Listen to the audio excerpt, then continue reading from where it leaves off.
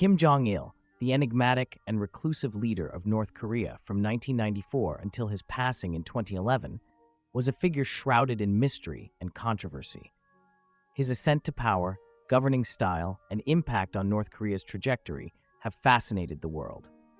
Born into a legacy of revolutionary fervor, Kim Jong-il inherited the reins of a totalitarian state, fostering a cult of personality and perpetuating a regime known for its isolationism, human rights abuses, and nuclear ambitions. This biography delves into the life, rise to power, and impact of Kim Jong-il on North Korea and the international community. Early life and family background. Kim Jong-il was born on February 16, 1941, in the Soviet Union, where his father, Kim Il-sung, was in exile during the Japanese occupation of Korea. His mother, Kim Jong-suk, was a guerrilla fighter. The family returned to Korea after World War II, where Kim Jong-il grew up in an environment deeply entrenched in revolutionary ideology. As the son of Kim Il-sung, the founding leader of North Korea, Kim Jong-il was groomed from a young age to succeed his father. His upbringing was privileged, shielded from the struggles ordinary citizens faced. His education included studying in elite schools in Pyongyang and receiving private tutoring. Rise to power. Despite being the heir apparent, Kim Jong-il's path to power was carefully orchestrated over several decades. He started his political career in the late 1960s, gradually assuming key positions within the ruling Workers' Party of Korea and the military. His father officially designated him as the successor in the late 1970s, paving the way for a dynastic transfer of power. Kim Jong-il's ascension to leadership was marked by consolidating power through a cult of personality, which portrayed him as an infallible and revered figure. His public image was carefully crafted, emphasizing his supposed achievements and exceptional qualities. Leadership and governance. Upon assuming power after his father died in 1994, Kim Jong-il faced daunting challenges, including economic hardships, international isolation, and famine. His governance style was characterized by a strict adherence to his father's principles of Juche, self-reliance, and Songun, military-first policy. The arduous March famine in the 1990s resulted in widespread starvation, exacerbating the nation's already dire economic situation. Despite international aid efforts, Kim Jong-il's regime was criticized for mismanagement and prioritizing military expenditures over citizens' welfare. North Korea's nuclear ambitions also came to the fore during Kim Jong-il's tenure. The country conducted its first nuclear test in 2006, escalating tensions and prompting international condemnation and sanctions. Cult of personality and propaganda. Kim Jong-il's rule was synonymous with an extensive cult of personality, propagated through state-controlled media and education. He was portrayed as a near-mythical figure, credited with superhuman abilities and wisdom. Propaganda depicted him as a brilliant military strategist, an artistic genius, and a paragon of virtue.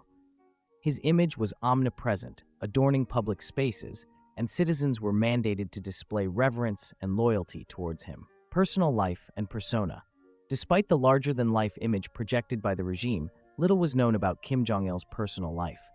He was married multiple times and had several children, with his eldest son, Kim Jong-nam, initially considered the heir apparent before falling out of favor due to perceived transgressions. Kim Jong-il was known for his eccentricities, including a reputed fondness for luxury goods, fine dining, and cinema. His reported collection of thousands of films and passion for filmmaking led to the abduction of a South Korean director and actress to enhance North Korea's film industry. Was Kim Jong-il a good leader? Assessing the leadership of Kim Jong-il, the former supreme leader of North Korea, inevitably invites a complex and contentious debate. Opinions regarding his leadership style, policies, and impact on North Korea and the world diverge significantly. Evaluating whether Kim Jong-il was a good leader necessitates a nuanced analysis encompassing various facets of his rule. In terms of governance, Kim Jong-il presided over a system that prioritized the military and defense while maintaining the principles of Juche, self-reliance, and Songun, military-first policy. However, his policies led to economic stagnation and hardship, culminating in the arduous March famine in the 1990s, which caused widespread starvation and exacerbated the already dire economic situation in North Korea. human rights abuses, and international relations. Kim Jong-il's regime faced significant international condemnation for its abysmal human rights record. Reports of political repression, forced labor camps, censorship, and widespread surveillance painted a grim picture of life in North Korea under his rule. The regime's intolerance of dissent led to severe consequences for those perceived as opposing the government, including imprisonment, torture, and executions. Moreover, Kim Jong-il's pursuit of nuclear weapons and ballistic missile programs escalated tensions with the international community. North Korea's first nuclear test in 2006, conducted during his tenure, raised global concerns about nuclear proliferation and regional stability. The regime's confrontational stance, coupled with its secretive nature, strained diplomatic relations and led to multiple rounds of sanctions imposed by the United Nations and other countries. Socioeconomic conditions and quality of life. Under Kim Jong-il's leadership, North Korea experienced economic hardships and isolation. The country's centrally planned economy faltered, resulting in chronic food shortages, a lack of basic amenities, and limited access to healthcare and education for many citizens. The arduous March famine, attributed to mismanagement and the regime's policies, resulted in the deaths of hundreds of thousands, if not millions, of North Koreans.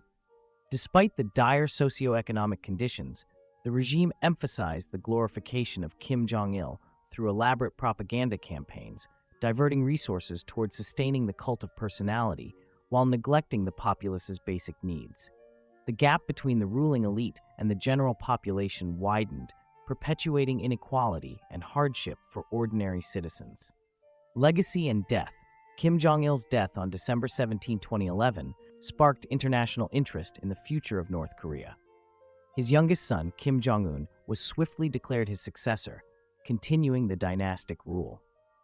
The legacy of Kim Jong-il remains complex and contentious. While he reinforced the regime's totalitarian control, perpetuated human rights abuses, and intensified North Korea's isolation, his leadership and policies maintained stability within the country to some extent. The assessment of Kim Jong-il's leadership as good or bad is deeply subjective and contingent on one's perspective. While some might argue that he steered North Korea through turbulent times and upheld the regime's control, others highlight the egregious human rights violations, economic hardships, and international tensions that marred his tenure.